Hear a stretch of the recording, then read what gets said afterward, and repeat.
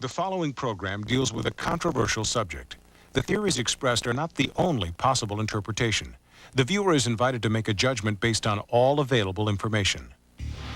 Tonight, on Sightings, Stonehenge, the pyramids, the Bermuda Triangle.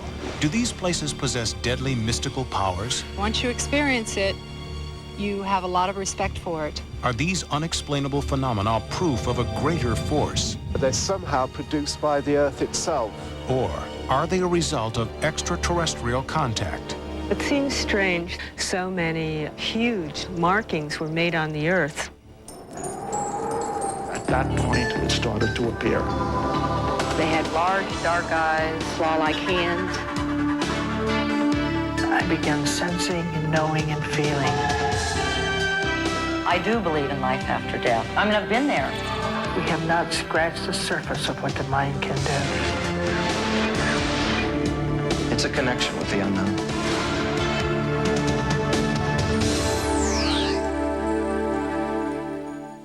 What is the purpose of immense stones carefully arranged on an English country plain?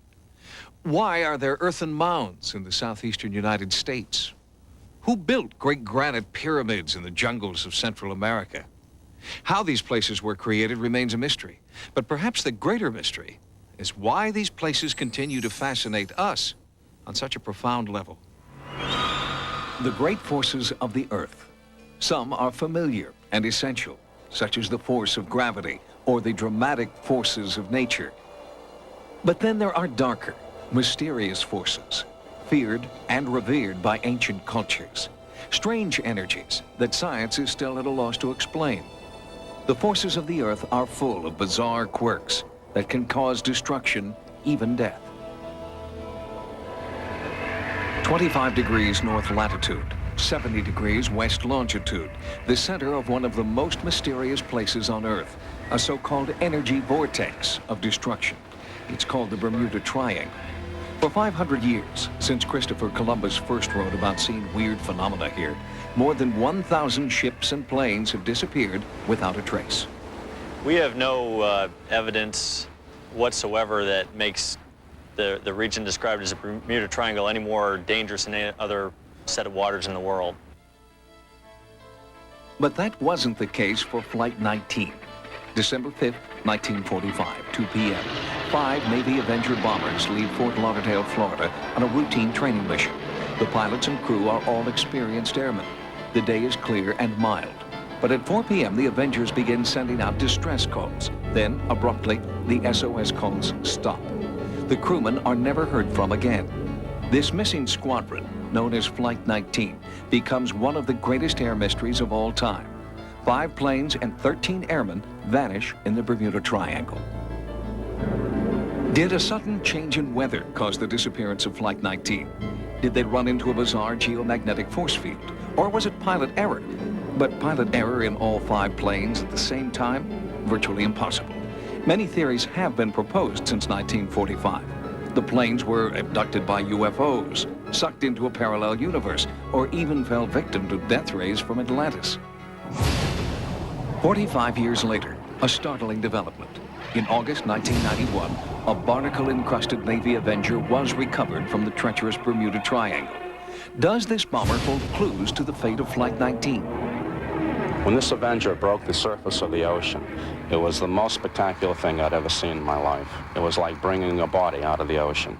The mystery still lingers. We're still working on it today. A group called Project 19 is dedicated to solving the mystery. But retrieving the Navy plane also means they must work in the deadly Bermuda Triangle.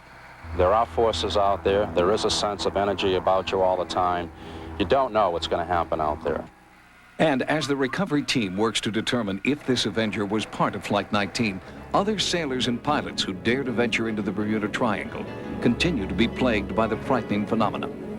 I took the controls of the PBY about 2 hours out of Bermuda, and it really was a beautiful day. It was As I say, we could not see the wingtips of the airplane. It was like flying in a tube going through this stuff, and it never dawned on me I was in the Bermuda Triangle.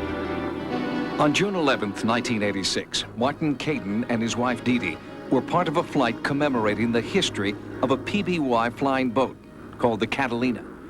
The Cadens are both seasoned pilots with over 50 years of experience between them. On June 11th, Dee was at the controls.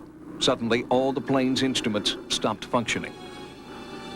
The magnetic compass was spinning. It was totally useless. We had nothing from the outside world. We were in limbo. We believe there was a tremendous electromagnetic effect. We don't know for sure, but we had $2 million worth of the world's finest electronic instruments just completely crap out on us. Outside the window of the plane, it looked like you were flying an eggnog. It looked like flying through, like in a lemon meringue pie. You lose all reference to what's right, what's left, what's up, what's down, and many airplanes go into an uncontrolled spin and just come out of the sky and smash into the ocean. It was very sudden when we came out of it. And it was about an hour, maybe an hour and a half out of Jacksonville that it cleared up. And little by little, all the instruments began to come back online. The gyros stopped spinning, the magnetic compass settled down, and all the electronic devices came back in and were working perfectly. Martin and Dee Caden survived because of sheer luck. Perhaps, like the Cadens, Flight 19's instruments failed, but the pilot's luck ran out. If that's true, then what is the source of a force powerful enough to make technology useless? It's hard for science to go out there and document it and dissect it because it doesn't happen all the time. But boy, once you experience it, you have a lot of respect for it. It's dangerous. We feel the unpredictable forces of the Earth in the violent eruption of a volcano or a sudden high-magnitude earthquake. These events remind us of the tremendous energy smoldering just beneath our feet. Might this energy build to such an intensity that it could transform the entire Earth in an instant? It's 2 p.m. in Los Angeles, and you're stuck on the freeway. Just outside Omaha, it's 4 p.m., and you're finishing up the day's farm work. It's 5 p.m. in New York City, and you're on your way home. Then, at exactly the same instant in time, everyone in the United States, everyone on the planet, shares one fatal experience, an unspeakable catastrophe. On May 5th, in the year 2000, the entire Earth turns on its side. On 5/5/2000, should the polar ice cap go in motion, the first thing that will happen will be tremendous earthquakes worldwide. Gigantic, 8, 9, 10 on the Richter scale. And at the same time, volcanic activity erupting around the seismic regions of the Earth. And the wind, as the Earth shifts, will rage wildly trying to seek a new equilibrium so that the wind speeds of 200-300 miles an hour will literally destroy most dwellings on the surface. Is it possible for the Earth to turn on its side? Could Los Angeles become the new South Pole? Yes, says author Richard Noon.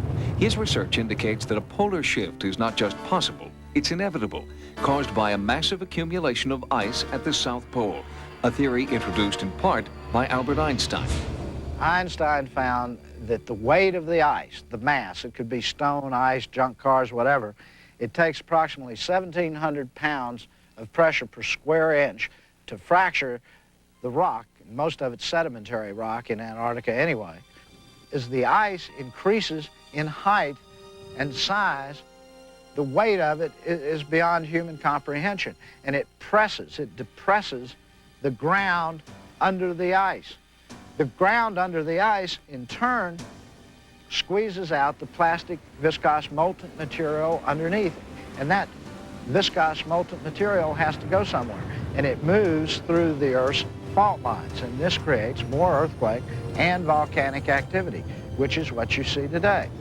Many highly active volcanoes have erupted since Mount St. Helens in 1980, and in a recent one-month period, 5 earthquakes of a 6.5 magnitude or greater have shifted the Earth worldwide. We're in the middle of an environmental collapse. A shift of the crust of the Earth takes approximately 3 days to complete, and with it, the destruction of most places on Earth. Within a 3-day period, everything that we now take for granted could violently disappear. The skyscrapers of Los Angeles, gone. The Golden Gate Bridge, twisted wreckage covered in ice. The Washington Monument, a mass of rubble. This is just one man's theory, But the buildup of ice at the poles is one fact in Noon's theory confirmed by some geologists. Presently, ice does build up at the South Pole, but it doesn't build up arbitrarily high because the Earth's crust is plastic and it warps down as a consequence of the weight of the new snow and ice that's being piled up. So in reality, the whole depth of the ice cap doesn't get all that much bigger than it is right now. And what about the greenhouse effect? Haven't aerosol cans and industrial pollution created a hole in the ozone layer that's warming the Earth and melting polar ice? What happens is, at least early on in a warming situation on the Earth, the natural convection currents in the atmosphere itself carry that warm, moist air to the poles where the moisture condenses and falls as snow. Geology, the publication of the Geological Society of America, has recently published research that adds some substance to Noon's theory. But the idea of a radical, instantaneous polar shift is still considered extremely controversial. The theory that's proposed here is that the entire crust slides around catastrophically. And there's really no geologic evidence, there's no any kind of climatic, geochemical, geophysical evidence that shows that that's even possible. The supposed trigger for this global nightmare will be a rare alignment of all 9 planets on May 5th, 2000, just 8 years from now. Noon believes this will be the fatal gravitational yank on the planet. A preposterous theory? Perhaps. But just remember, only 40 years ago, no one believed the universe began with a big bang. Today, it's scientific fact.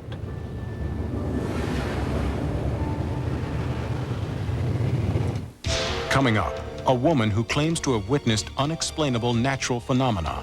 I saw this beautiful ball of light in the sky.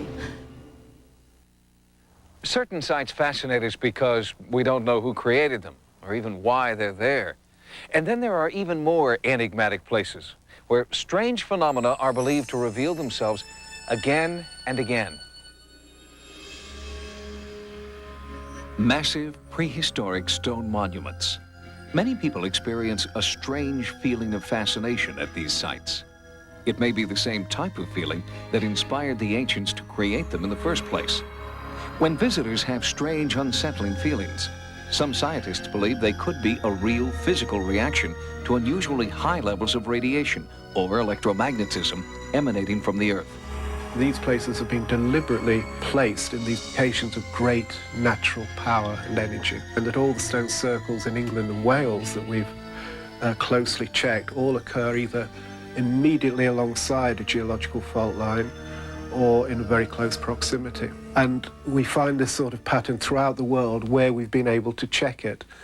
And it tells us that people did choose specific areas of the Earth's surface because they had certain energetic properties about them. Paul Devereaux is a researcher in the field of Earth mysteries. He investigates the secret energies present at ancient sites, like this bizarre collection of immense stones known as the Avebury Henge, erected 4,000 years ago. For the last 10 years, there have been many reports of unusual lights hovering overhead. They're clearly not UFOs, but frightening apparitions created right here on Earth. Lifelong Avebury resident Heather Garland came face to face with the lights on a clear night in 1987. I saw this beautiful ball of light in the sky, and I thought, oh, lovely full moon, because I love the full moon and starry night. And I watched it and I thought, oh no, ye gods, it's not the full moon. The moon comes in the opposite direction. When it got to the stones, it turned and started coming towards me. And with that, it came right down to the grass and just went out. These lights, nobody knows what they are. They're rather exotic phenomena. They're not UFOs, they're not flying saucers. They're somehow produced by the Earth itself. I call them Earth lights. Near the seaside town of Penzance in southwest England, a mysterious light phenomenon has been seen at this 3,000-year-old subterranean chamber known as the Bole Fugu. It continues to mystify visitors. Joe May is a teacher in Penzance and spent a night in the dark underground cavern in June 1988. Just before the point of dawn, I was awake and I thought I could see spiraling movements, is the only way I could describe them. A sort of soup of spirals swirling around. And they were very like the shapes on the tips of your fingers. They suddenly exploded into stars. There were lots of little pinpricks of light in with them, flowing around. Swirling carvings found in primitive dwellings around the world bear an uncanny resemblance to the site Joe May describes. Could that mean that people saw these same lights 3,000 years ago? Another resident of Penzance, artist Gabrielle Hawkes, is drawn to the Bole Fugu by its mysterious energy. It happened some years ago when I was camping in the grounds here. I came into the Fugu. It was dark and dank and mysterious as usual. I kind of began to lose myself in a way, so a feeling of timelessness for a few seconds. And then, quite suddenly, it was as though a scene unfolded in front of me. It consisted of a scene in bright daylight of a church and a churchyard. I remember the colours were very bright. In some ways it was like a dream, but at the same time I was very much awake. I was aware of standing there thinking, well, this is extremely odd, you know, what is going on? Do these strange earth energies explain why ancient peoples selected these locations for their monuments? Perhaps we are, in the late 20th century, beginning to understand scientifically what our ancestors understood intuitively about the potent energies of the earth. Coming up, are these landmarkings a result of extraterrestrial contact? No one knows exactly what intelligence was behind it. The surface of the Earth covers 196,800,000 square miles. And even though every square mile has been mapped and scrutinized, there are still places of mystery that defy explanation. The ancient Nazca Indians of Peru covered their arid landscape with enormous, precise drawings carved into the rocky desert floor. Photographer Marilyn Bridges came here in 1976. That first journey to Nazca changed her life forever. She's driven by her need to understand what drove the ancient Nazcas to create these designs 2,000 years ago. I feel like I've had a calling in a way. I did photography from the ground for a long time, and when I was in Peru, I heard about these lines of Nazca, markings that were so huge that you could only see them from the air. I couldn't believe what I was seeing. I gave myself this mission to photograph these and bring them back and share them with people. To say, look, this is what ancient man was doing with the land. Maybe something can be deciphered. Perhaps most puzzling of all, why are the hundreds of designs here so enormous? There are animal figures more than 400 feet long. Some patterns extend for over a half mile. Since the Nazca couldn't fly, who were they trying to reach out to with these huge designs? I'm looking at a lot of these markings and structures as if a god would look at them. Drawings for the eyes of the gods is just one theory. Others believe the designs formed an astronomical calendar. But because of their size, some believe these markings were actually UFO landing strips. It seems strange that about 2,000 to 3,000 years ago, so many huge markings were made on the Earth, whether they were dug into the Earth or raised from the Earth. Peru isn't the only place Marilyn Bridges has found huge landmarks visible only from the air. For 20 years, she has tried to capture on film the images that ancient cultures have left behind. It is for her an obsession with deciphering the messages of the past. In this pursuit, she routinely risks her life, working from dangerously low altitudes. My flying is almost aerobatic. We have to slow the plane down to stall speed. Sometimes we even go into a stall. Stalling a plane at an altitude of only 200 feet reveals more than just an intellectual curiosity. It's an irresistible need to understand what ancient people had an irresistible need to create. There's a point that it strikes inside of people that maybe it takes them back in time to their heritage, to where we've all come from. Coming up, what mystical powers are hidden beneath the Black Hills?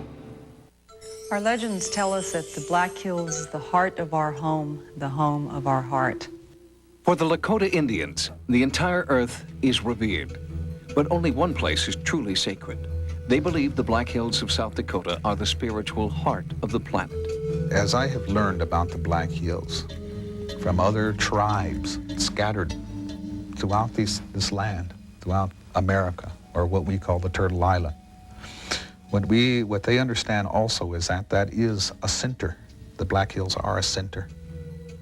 Modern culture has also been drawn to the Black Hills, but for reasons that are far from spiritual. Gold and uranium are mined here, and over 50 million visitors have marveled at its man-made wonders.